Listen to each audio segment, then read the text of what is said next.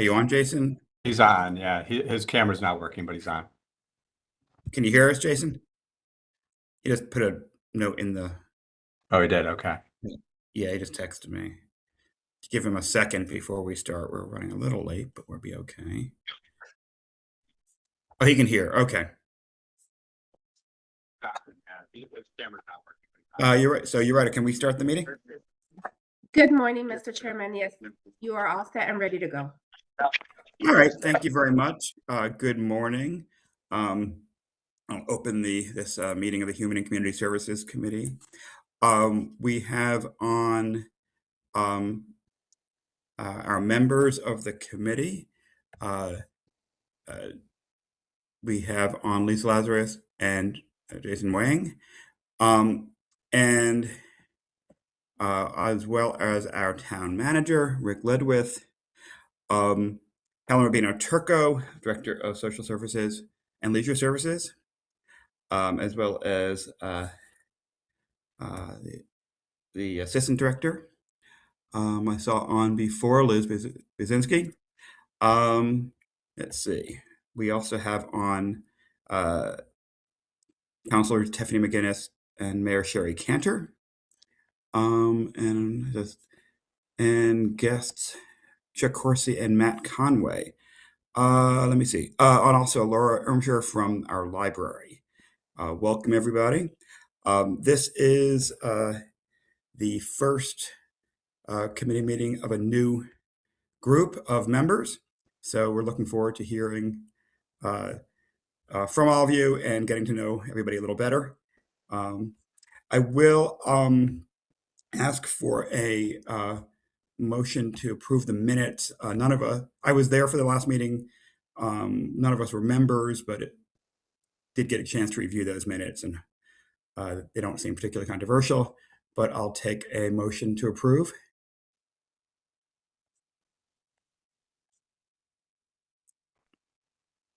Can you hear me? Yes. Okay, great. We have a motion. Do we have a second? Yanya, Jason? If not, I know you're having technical issues that you're hearing us aren't able to talk yet. So I will. Now. Are you on? Okay. Can we get a second? Yes. Can you actually hear me? Seconded. Yeah, now we can. Thank you. Thank you very much. We Please. can hear you. And all in favor? Aye. Aye. All right. The minutes are approved. And we can move on to our first agenda item, which I'm having trouble opening. Let me see.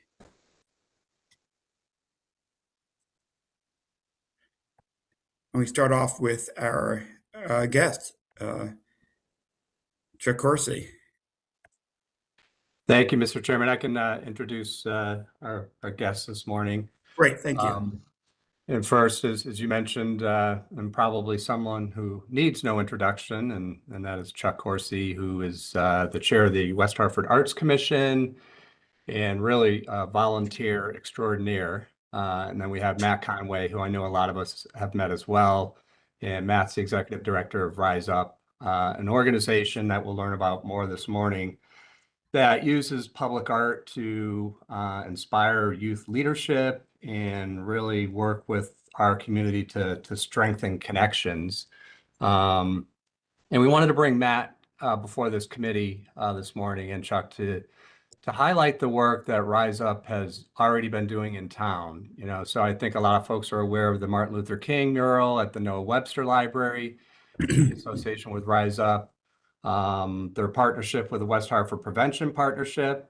Folks may have recently seen the I Belong mural at Conard, and they've been working very closely with both Hall and Conard on leadership development with our students. So Chuck and Matt will share a bit more about what they have been doing and what's ahead. And our goal this morning is really to memorialize this partnership between the town and RiseUP and the Arts Commission, and to really start to look at expanding and strengthening public art as a tool for connection and belonging, especially with our youth. So through you, Mr. Chairman, I will turn things over to Chuck and Matt. Thank you.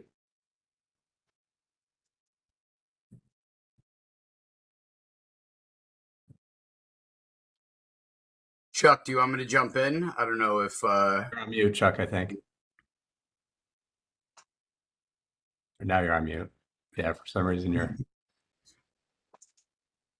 Hold on a second. There you go. we can hear you. About that, I was going to say that after that great introduction, Matt, there's nothing more to say. Let's move on. No, but first of all, I'm very grateful to be here with you all today. And speaking of volunteers, I'm grateful for all of your volunteerism. This town runs because of an outstanding volunteer town council, and I know you guys put a lot of time and effort into all this, and I'm grateful for what y'all do.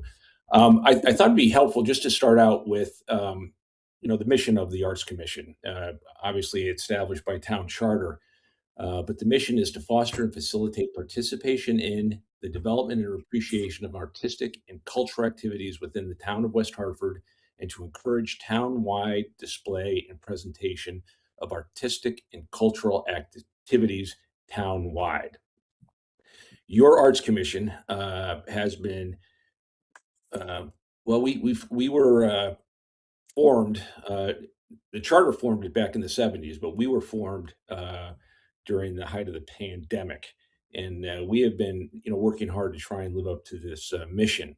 One of the things that we have done a few months ago, we had Matt come and talk to us about all the wonderful things that he's doing, not just in West Hartford, but what he's doing in other communities throughout the state of Connecticut, and how his work and his mission coincide and blend with ours, and how we can work together to really bring more arts, culture, heritage to West Hartford. We have a lot already, but it's also a way to promote it and share it and make sure that it's accessible to everyone. My own particular passion on this is I believe that arts, culture, and heritage are vital to thriving communities. They foster connection socially, they help combat isolation, and they create spaces and experiences where people can gather and come together and share joyful experiences. But arts and culture and heritage also have a very strong economic benefit as well. Those of you who know me, know I have kind of a passion for economic development. But it's important to remember when it comes to arts, culture, heritage, for every dollar that somebody spends buying a ticket to an event, to a play at the Playhouse, or a concert with the symphony or women's chorale, or an exhibit at the Art League, that person's going to spend another $3 in our community at restaurants, businesses, shops, services. So it creates economic vitality and strength in our community. So just a couple of the many reasons why arts and culture are so important, and why the work that Matt does is so important. What I've asked Matt to do, and Rick gave us a nice lead in, Matt's doing some wonderful work in West Hartford. And, we see it, those are the casual observer in town will see his work, but may not necessarily connect the dots back to RiseUP and the wonderful organization that he leads. So what I was hoping we could do is Matt can give you just a brief overview of some of the things that he's doing in West Hartford. And then, yes, as Rick was saying, what we would like to do is kind of memorialize this agreement. The Arts Commission is already working hand in glove with Matt to promote, new public displays of arts. One pressing issue is we have a mural in Blueback Square that was put up.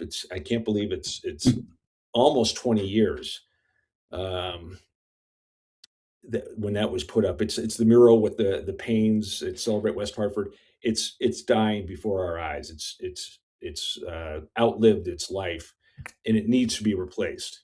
And I know that the town also has some resources committed to actually firming up that wall aside from the public art. So that's a pressing issue that we want to, Matt and I would like to go and talk to Charter about this. Obviously, keep the town in the loop on all this, but we want to see more murals in town, and we want to make it easier for folks to make it easier for artists to find opportunities, and also make it easier for property owners to display. So with that, I'm going to turn it over to Matt and let him share with you some of the great things that he's doing, and then hopefully after that we can talk about memorializing an official kind of relationship between RiseUP and the Arts Commission and town government. Matt? Great, thank you, Awesome. Chuck. Can you guys see the screen here? Yes. Cool. Well, yeah, thank you all for having me. This is an exciting opportunity to just continue to strengthen our relationship and grow what's already been started here in West Hartford. But I want to just take a minute to step back and just give you guys a little history of RiseUP. Most people know us or know me as like the mural guy, go-to for murals, but we have a really strong grassroots beginning as a youth development program.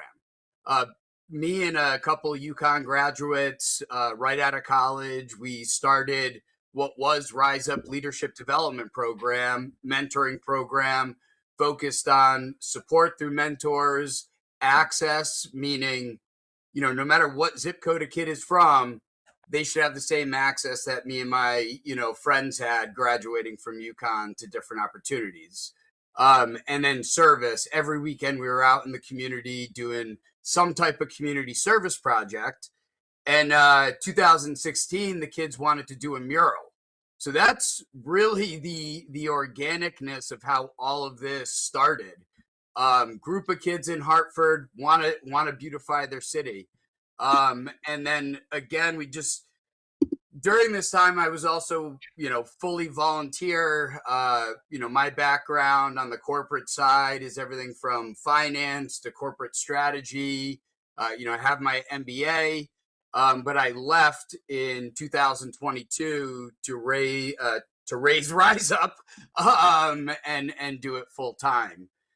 And so that first mural we did really obviously drew a ton of attention. You could see it from 91. It was, tagged up for decades. And so other nonprofits in Hartford reached out, hey, how'd you do that? And so because of my corporate background, managing huge national projects, like helping community members manage murals was, a thing that we just started doing. And now that's grown to an official, RiseUP for Arts program. We've done over 300 projects in over 50 communities across the state and beyond. We've done projects in Florida, Rocky Balboa mural in Philadelphia at the Rocky Museum, programs in Arlington, Vermont, which we actually brought those kids down to see the West Hartford MLK mural, which was pretty cool. And Adrian came and spoke to those kids. And so our focus is also still on that youth development. So we're working with the prevention department, West Hartford Prevention Partnership to combine the arts and the leadership work in West Hartford. We're also a fully licensed and insured general contracting company. So we actually have installed patios. We do snow removal for some properties in West Hartford. Our core clients, Parkville Market. It's a second chance. Folks who want to be in recovery. We help, with housing, all that good stuff. And that started because some of my students weren't college directed and, needed something to do that wasn't necessarily academic focused when they graduated. And it's just grown and blossomed organically. And then many of you are familiar with our ABLE table. We have many in West Hartford. We just actually dedicated one at one of the Jewish schools on last Friday. We have another one coming up at the New England Jewish Academy next week or following week, if any of you guys want to join that. So yeah, we do a lot more than just art, and just wanted to level set that before, jumping into the art specific conversation we're having. So yeah, we provide comprehensive solutions to communities, to partners. We have several contracts like this in communities like Fairfield, Stamford. We have projects in Glastonbury that we've done. Actually, a pretty political project getting our MLK mural up on their town hall.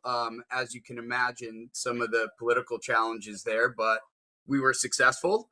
Everything from DOT related, partnerships. We're actually turning a couple under 90 or under highway vacant spaces into urban parks. So if you see next to Parkville Market, you'll see murals going up on the columns there. Yukon Landscape Architecture is working with us to develop an actual Bring neighborhood up plan. a couple of, Nope. for example, refill the Jerry, drink. you're on. Just refill the drink. Yeah, so we've, since starting this whole public art thing, over $3 million invested. What we're proud of is all of that has been 100% into Connecticut-based artist pockets. And we've been able to help actually take folks who painted one mural before and now they're doing it full time because of the training opportunities we offer. And so the partnership here with West Hartford is probably a little small. We really want to, thread the needles now in all our different areas and create a really comprehensive public art program for you guys. There's no reason why I'm, doing murals in the schools, but, Chuck and his team at the Arts Commission aren't involved in some capacity there. And we'd also like to, develop that 3 to 5 year public art strategy. It's not all about murals, it's about placemaking, sculptures, tying in the other art activations that are going on. Hey Matt, can you show some of the? You had some great photos of some of the West Hartford initiatives that you're involved in. And I also, while you're pulling up that, I want to give you guys some really good news. And the good news is we're not here asking for money. I know better than, especially in early part of the year. There might be some point down the road if it made sense and there's a collaboration on something else. But what Matt really excels in is finding grants and funding outside of, our town budget to bring things to life. He's doing that in Stamford, and he'll show you some of those things. So it's a partnership that I believe that we already have, but we want to solidify it, memorialize it, and be able, both Matt and I and all of you, to say, no, we're working with RiseUP, the guys that make it happen all over the state. And we're not asking for money today to become a line item in the town's budget or anything like that. Yeah, exactly. So, we're got a project going on in downtown New Britain, working with their downtown bid and Hole in the Wall Theater. Hole in the Wall Theater is another nonprofit, so they're already connected with some foundations there, and obviously the downtown bid is as well. So they would do, the soft handoff. Hey, American, Savings Bank Foundation, we should apply to that grant. I'm the one completing the grant application, but we're using that local connection to kind of build that pipeline of grant opportunities. I also have a database of, 400 plus grants, that you guys will have access to, build this stuff out. And, we always look to stretch the dollar. So like even our partnership last year with Elevate, WEHA, that, it was a very, modest contract last year. And to put the back to school event on that we wanted to do and have the impact we wanted to have, I had to go out and raise some more money from some other sponsors, and we were able to double our budget for the programming that we were doing last year. It's taxpayer value right there. Excellent. Yeah. So, and many of those businesses, that sponsored are local West Hartford businesses that we have relationships with too. So yeah, this is one of the murals next to the library. And as you can see, a lot of these projects are community inclusive. So we brought this mural traveling to different community events, spring and summer, and then, dedicated it.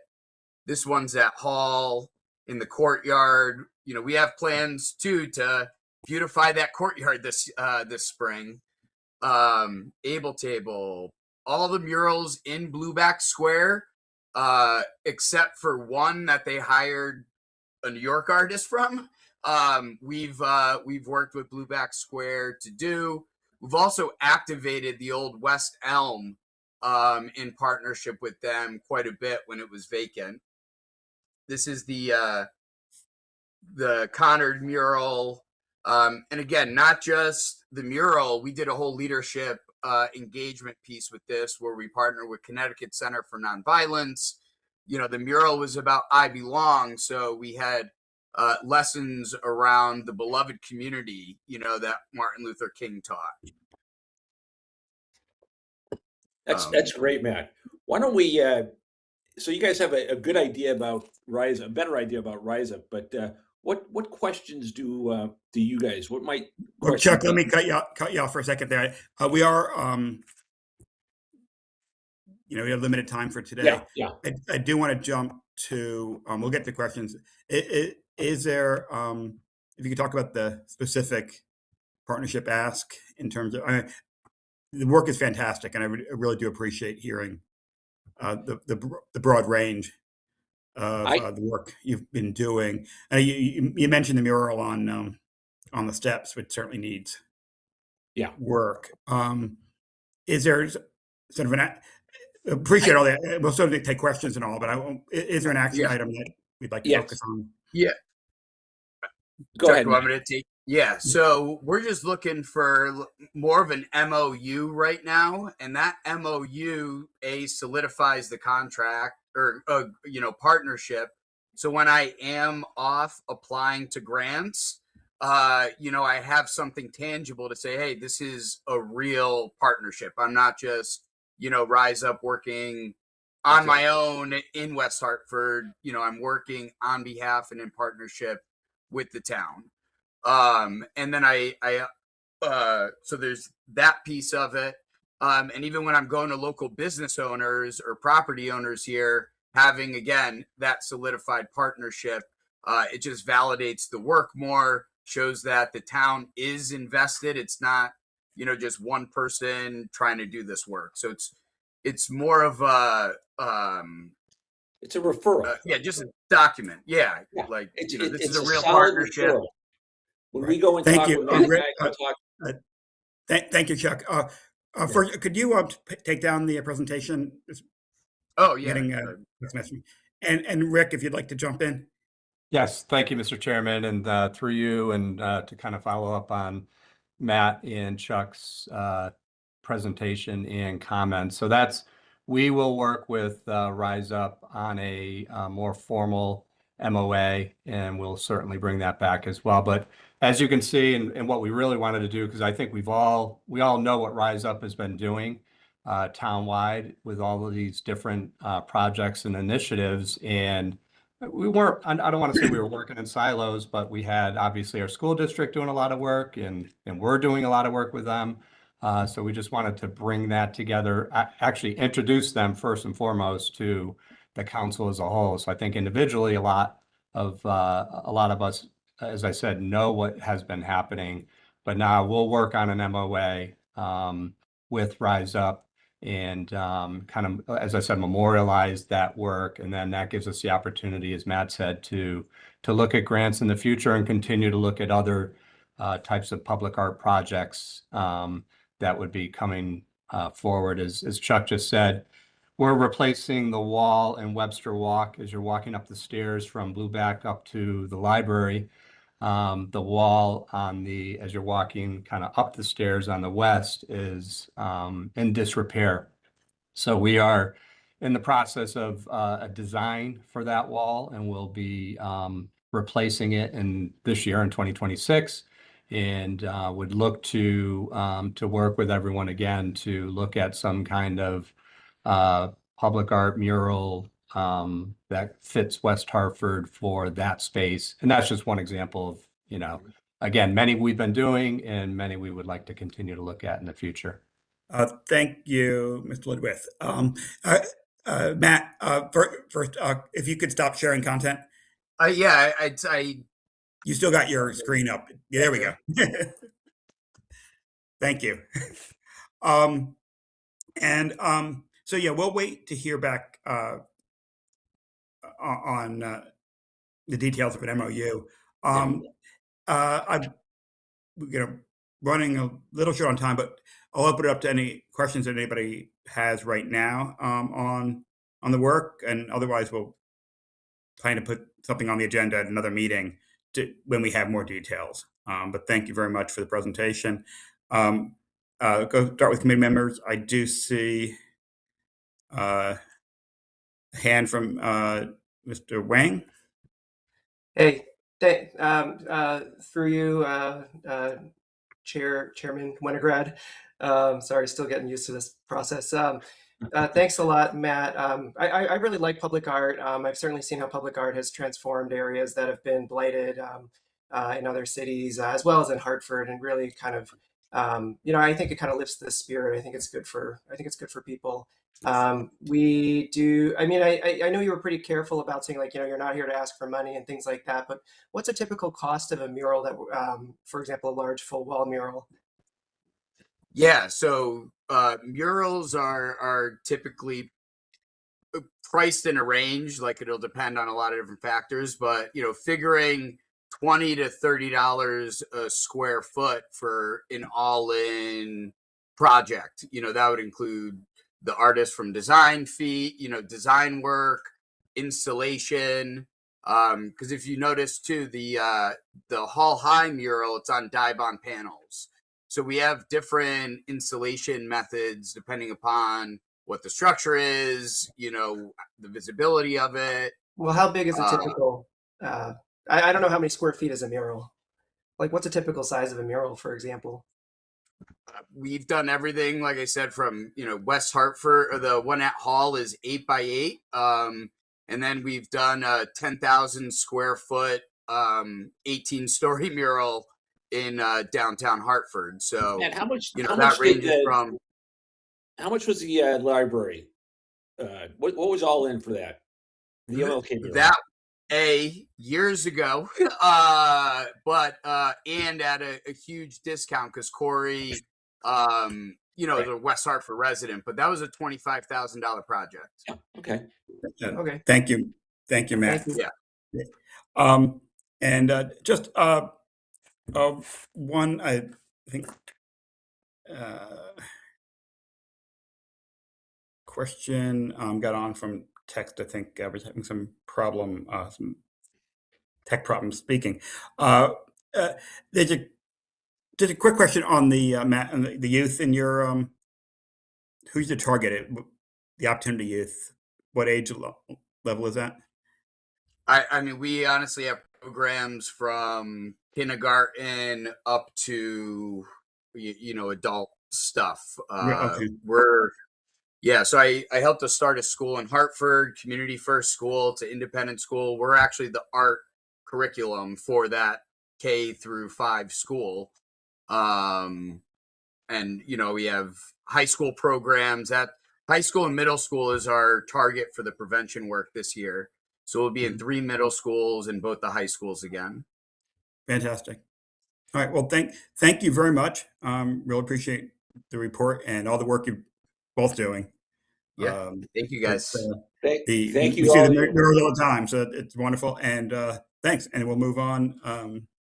If no other questions that I see, I'll move on to the next agenda item, which is reports. So take care, all. Thanks very much, Chuck. Yeah, bye-bye.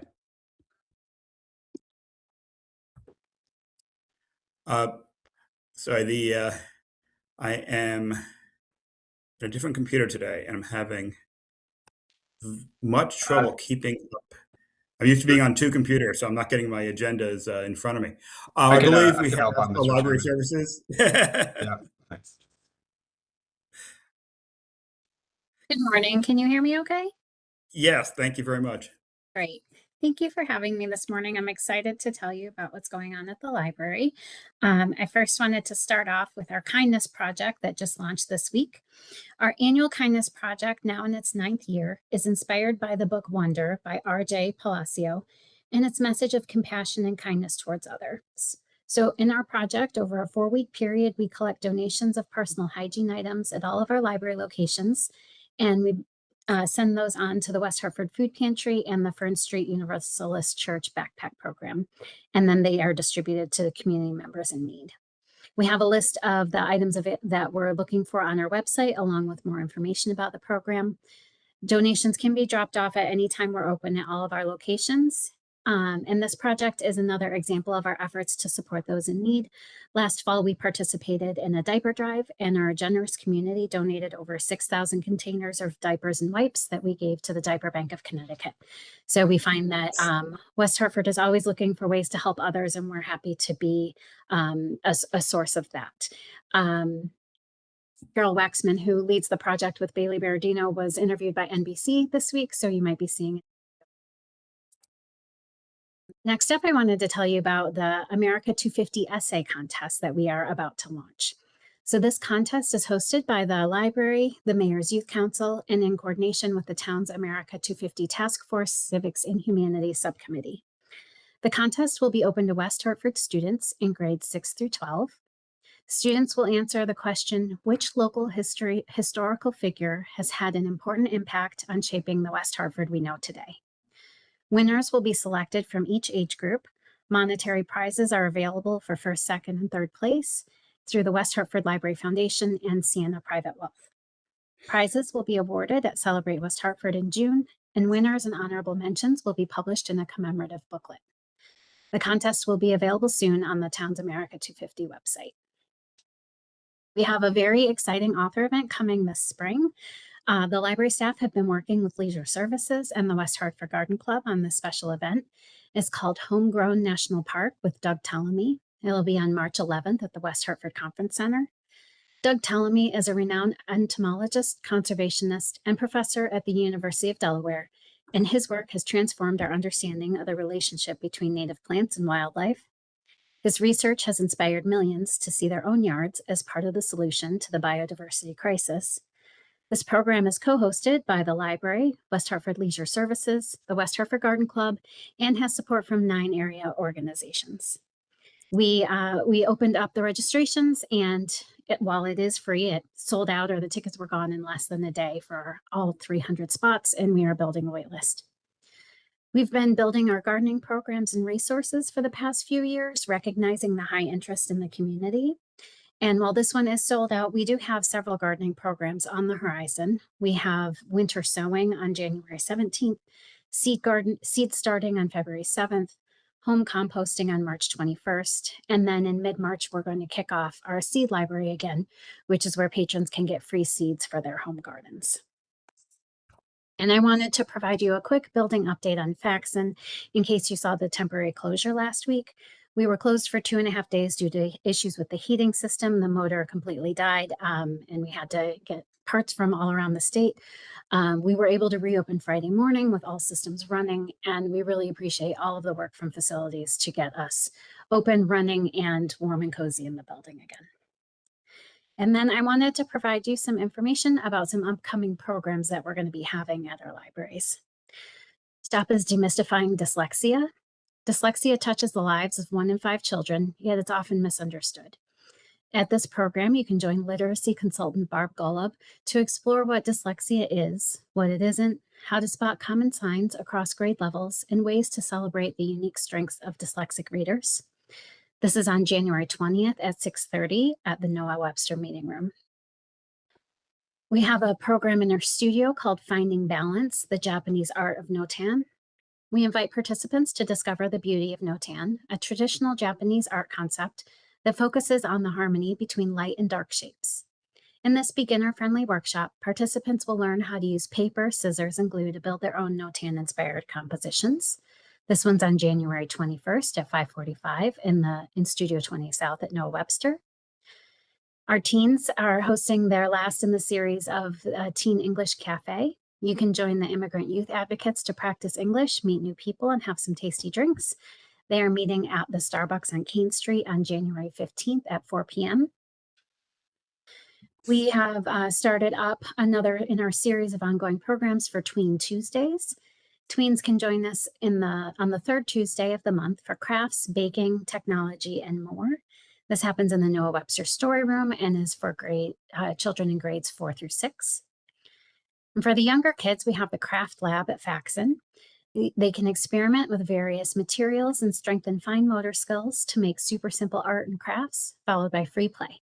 This program is both for the child and their caregiver. Happens Tuesdays at 10:15 a.m. at Faxon, and it's aimed for 2 to 4-year-olds. And then for kids in the middle grades, we have a Lego Valentine Wreath program. You can join us in creating heart-shaped wreaths made from Lego kits, and each participant will get to bring their project home. This one's happening at Bishop's Corner on February 11th at 4 p.m. Those are my updates, and I'm happy to answer any questions or provide any more information you might want. Thank you very much. We'll open it up. I do have a question.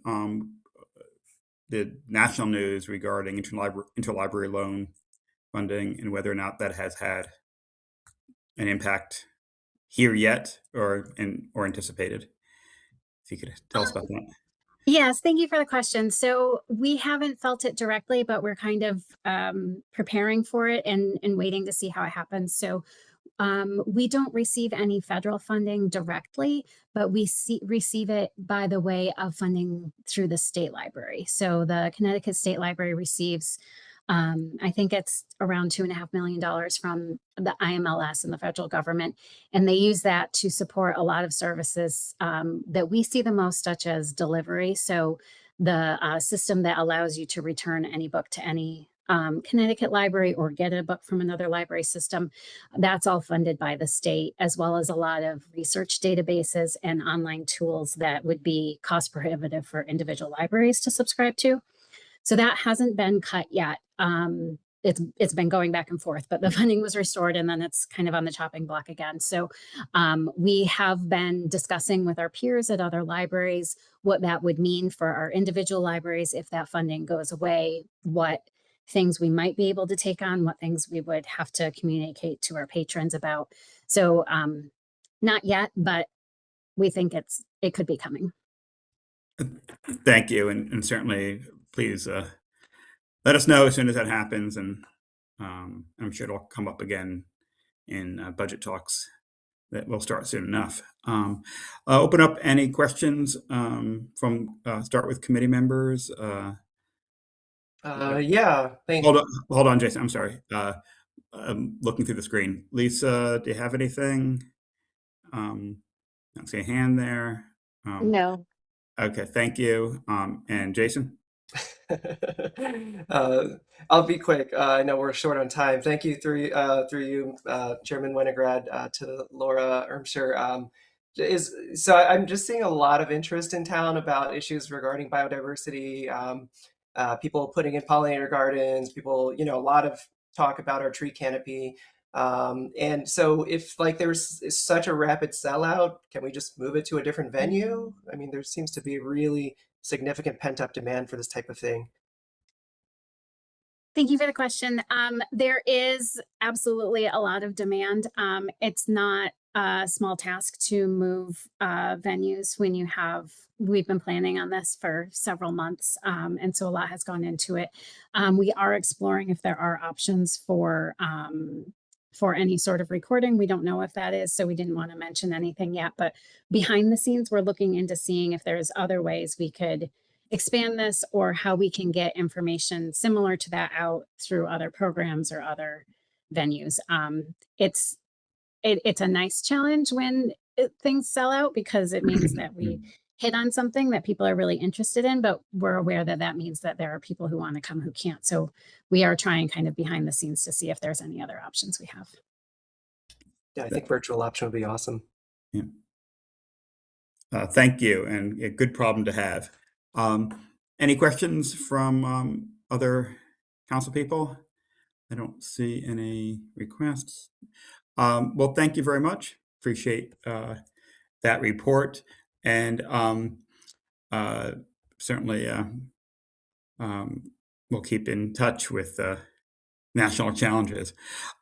With that, we'll move to our next agenda item, which is Leisure and Social Services update. I see and in both cases, we have quite a few documents that have been put online that people can review. And I do encourage people to take a look because there's an awful lot there. But Helen, Rubino Turker, if you'd like to sort of give us the highlights of all you've put on, okay? And we'll see if there are any questions as well. So appreciate that. Thank you, Chairman Winograd. So leisure services and social services, as you mentioned, we've attached several items, a newsletter from the Department of Social Services, as well as an update from our very busy prevention partnership group, and then also some upcoming programs that are of interest, may be of interest to the town, to town residents. I did want to focus, as you know, West Hartford Leisure Services and Social Services operates with a variety of funds. The general fund obviously covers most of social services, community center, senior centers, outdoor pools, that kind of thing. The Leisure Services Fund, also called Fund 22, it operates on a business model. So golf, many of our camps, our indoor skating rink, our indoor aquatic center. And then the third fund is Westmore Park has its own fund. And the fourth is our community development block grant funding, which comes from HUD. And I just want to spend a little bit of time this morning talking about our CDBG program and some changes that we have there. And then after that, a little bit about the Leisure Services Fund, particularly Cornerstone Aquatic Center. So CDBG, obviously, we assist low-income people and neighborhoods primarily through the food pantry and our housing rehabilitation program. Over the last few years, as we were going through our building our 5-year consolidated plan, we've really spent a lot of time over the last couple of years focused on what are we doing well, how can we improve, how can we expand our reach. And so as a result of that, and at the same time, we were undergoing some staffing changes. We lost a whole bunch of at least 4 part-time staff. And we really started to look at some programmatic shifts. One of the 2 items that I just mentioned earlier, the food pantry, has been expanding. And we anticipate that with the increase in food prices that we've seen in grocery prices that have been reported very recently, that this will be something that we will continue to face in the future. As you may recall, last October, there was an announcement that SNAP benefits were going to be cut for low-income people. The mayor put out a call asking the community to help, and there was a huge response to that, as you know. And so as a result of that, and also coinciding with our holiday programs, activities at the food pantry really expanded. It jumped 27% during that period of time. We do still see that ongoing. In addition to the food pantry and the need that we see there is our housing rehabilitation program. So this is where the majority of the funding that we get from HUD is invested. It is for low-income families and eligible elderly people to stay in their own homes, to make some improvements to their own home. It keeps our community vibrant, and it helps our low-income people remain housed and in their and in a safe way. This program has doubled over the last couple of years. They went from, in 2023, 2024, at 11 projects that they completed to this past year, 22 projects completed. So some of these are low interest rate grants, and some of them are outright grants that we invest in our community. I want to introduce Liz Bazinski because she can explain a little bit more about these programs. But what we're looking to do here is to kind of shuffle our funding and promote or create a full-time position that would be supporting the food pantry, as well as supporting our housing rehabilitation. So without much more, I'd like to introduce Liz Basinski. Hi, good morning. Thanks, Helen. I know we're short on time, so I don't want to get too into the weeds. I'm happy to answer any specific questions. But the general overview, Helen's provided in the notes under our programmatic shifts and staffing changes under the CDBG portion. Over the past couple of years, we've looked at, we've had one part-time staff and we've had one full-time staff and 6 part-time staff. Due to all of these shifts and changes in attrition, what we're proposing is to have 2 full-time staff funded by CDBG and then 2 part-time staff funded by CDBG. So that will cover all of the work that Helen has described and additional work. We are still doing some services at Hannock, which is our Hillcrest Neighborhood Outreach Center. It might be worthwhile to spend a little more time at a different meeting to talk in more detail about CDBG and what it covers, but happy to answer any specific questions. Thank you very much. And I actually ask Rick first. So will this be something we'll be looking at sort of in the context of the budget, or? Thank you, Mr. Chairman. Yeah. Yeah, so it's already been built into the CDB budget. So, and with as Helen got into at her opening, with everything that was happening with the food bank and continues to happen, especially in light of the changes that have been made to SNAP, the demand has been tremendous and growing. And we do have one part-timer now who's essentially working full-time since the early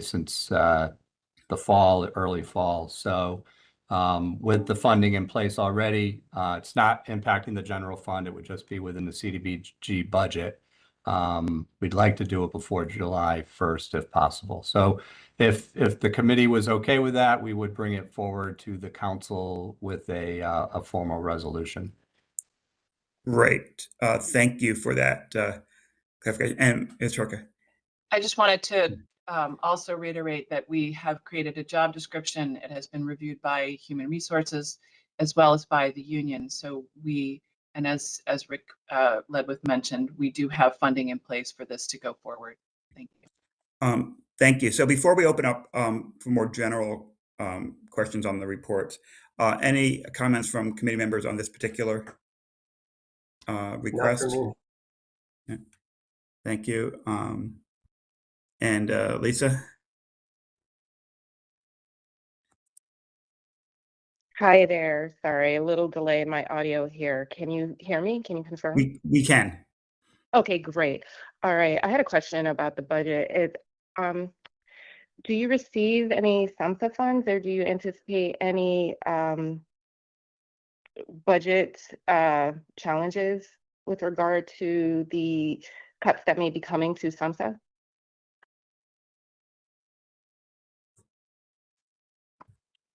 Did you say the SAMHSA funds? Yes, that's what she said. Sorry. Yeah. Would you like me to answer, Rick? Okay. We don't receive any direct funding at this point from SAMHSA. I think similar to what Laura indicated before, the state receives a lot of funding that is passed through to communities. I don't foresee any impact to us at this point, but we'll certainly be watching. All right. Thank you. So just from the committee members, I think we have consensus that that's fine to move that on to the council for the extra for those positions. And thank you for the work on that. It's unfortunate, obviously, that that the need is there, but it's inspiring that how we've been responding to it, and our community has stood up on this. And again, to some extent, it's a good problem to have, that we have the need for more help in the department. So thank you for all the work you've done on this. I know it's needed and appreciated and vital. With your permission, Chairman Winograd, I'd like to just read from a letter that we received the other day from HUD regarding our staff and our efforts. Quote, West Hartford maintains a solid track record of program knowledge and compliance with CDBG requirements. The town benefits from long tenured personnel who are highly knowledgeable, responsive, and timely in meeting HUD's deadlines, requests, and overall communication needs. So this is a real testament to the work of our team, particularly with Luan Sika, who's our CDBG coordinator, and Patty Lewis, our director of finance. It's a wonderful team. They're doing wonderful work, and we appreciate your recognition and support of that. Thank you. I think you mentioned it, and we went off the topic a bit. Cornerstone. Correct. If you'd like to talk about that. Certainly.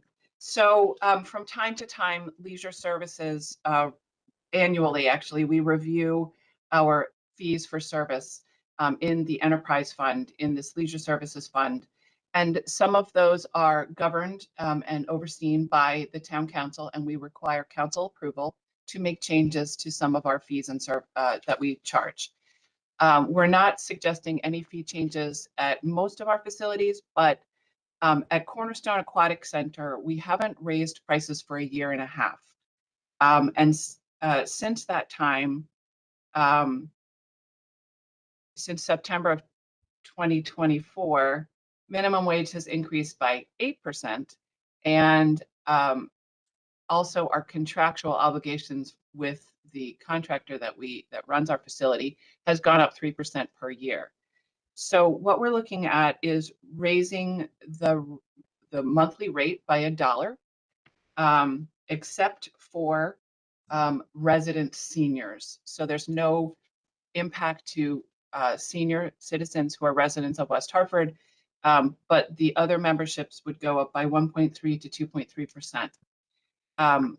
Other increases that we're proposing are for outside groups that rent either a couple of lanes or the entire facility. So this might be a school district from another town. It might be a private school or a private club that might rent space from us. We also, as you probably know, support both high school teams without charge. So even though this facility is in the enterprise fund and is designed to cover its costs or to make money, we do provide significant time to our public schools for free.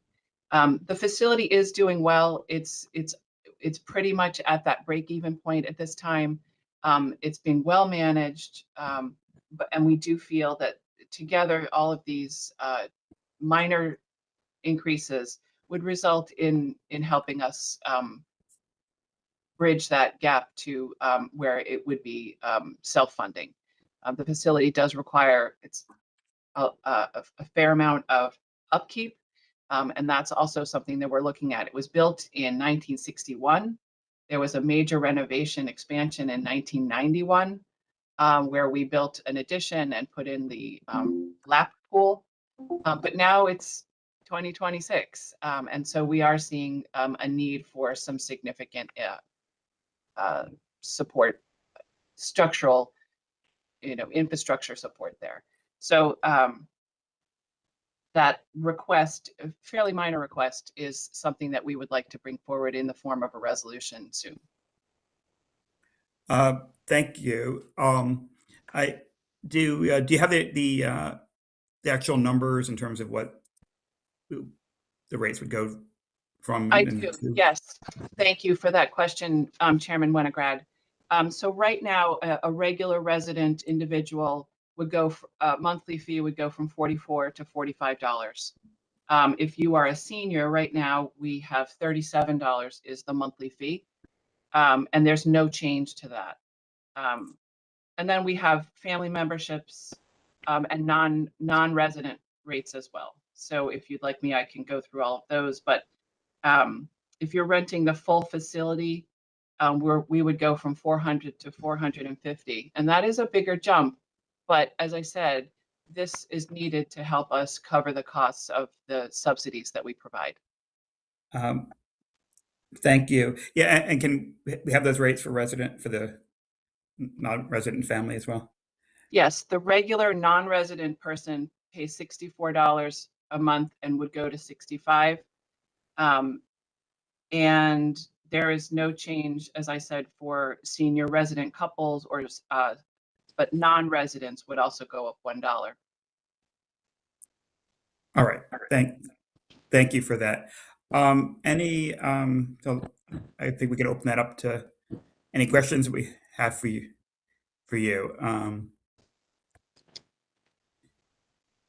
Sure. Can I ask a Mr. question? Wayne? Yes.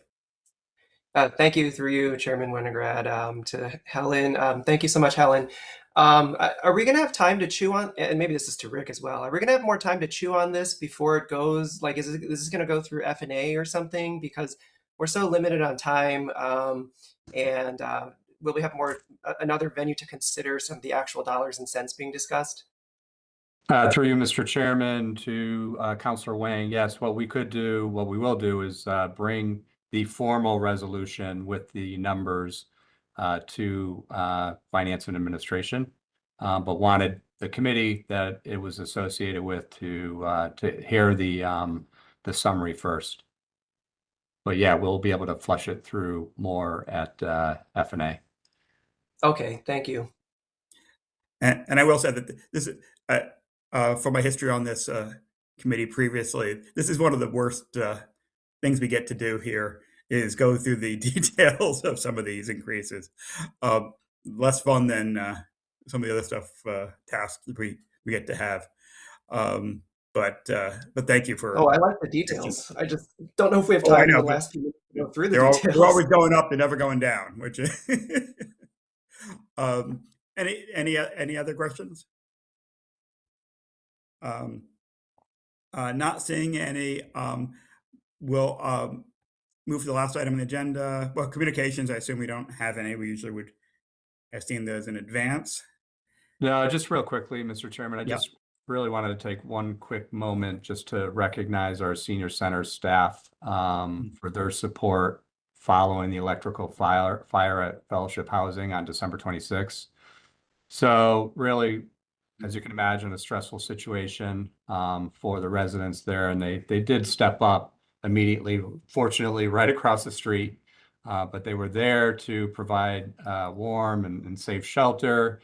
And then we have our new senior center van, which we've been highly utilizing, but utilized our van to transport. I think we had about 18 residents that we moved to a hotel overnight. So as always, staff was demonstrating compassion and teamwork and made a real difference for some of our more vulnerable neighbors during a very emotional moment. So, and it's efforts like these that remind us why West Hartford was recognized by AARP as the #1 in Connecticut as the most livable community. So, and I'm recognizing them for what they did on the 26th, but it's their work that they do all year long that we get recognized by outside organizations like this. So kudos to our team led by Becky Sears over at the Senior Center. So thank you for giving me a moment to mention that.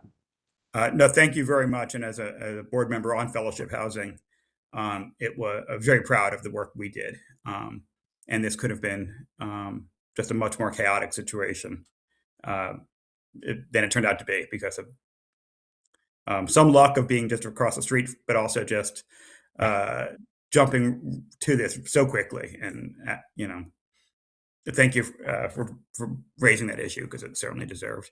And then we'll just conclude with suggestions for future agenda items.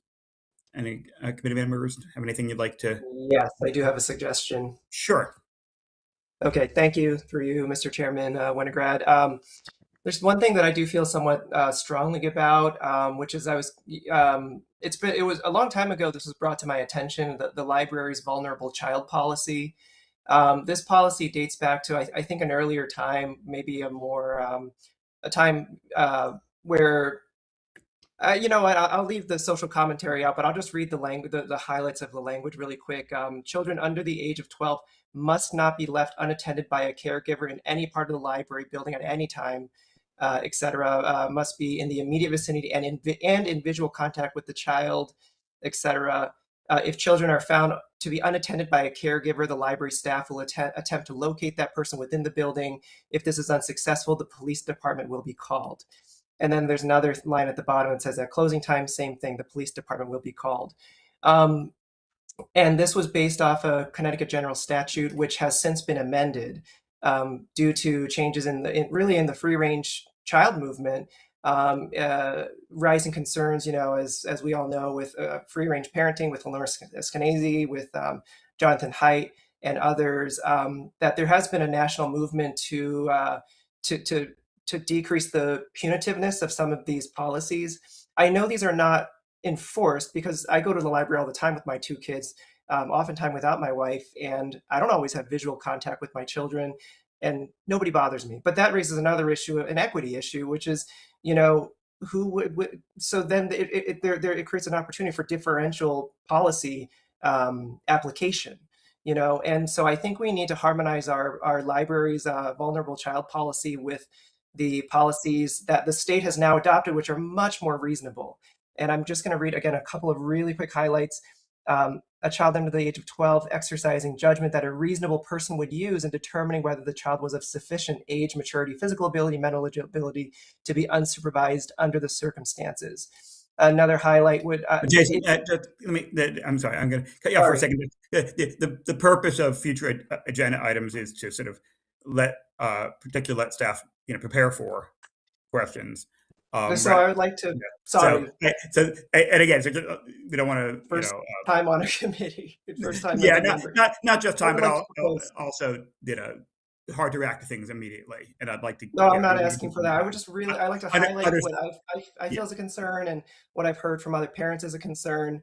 And could we perhaps put this on a future agenda item to discuss this, or refer to the library board if they are in fact the ones to address this? I'm not planning to put anybody on the spot, but I think we should address this. And it's a fair concern to raise, and I think it's inappropriate to do it at this point. So,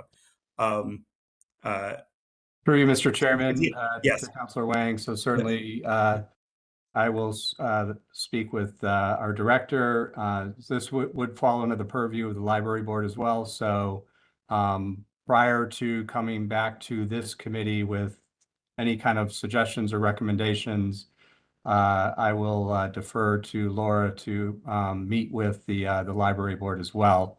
But we could bring this forward at some other future date. It may not be in the next meeting, but it could be. It would come up at some other point in the future and allow our staff to take a look at that and then work with the library board as well. Thank you. Thank you so much. Yeah, if we could please try to harmonize our policy with the state law, that would be great. Thank you. And with that, without objection, we'll adjourn the meeting for today. And again, thank you all for coming and sticking pretty close to the timeline pretty well. So made it in hopefully reasonably efficient meeting. So thank you all. Appreciate your time, and you have a good week. Thank you, everybody. Thank you. Thank you.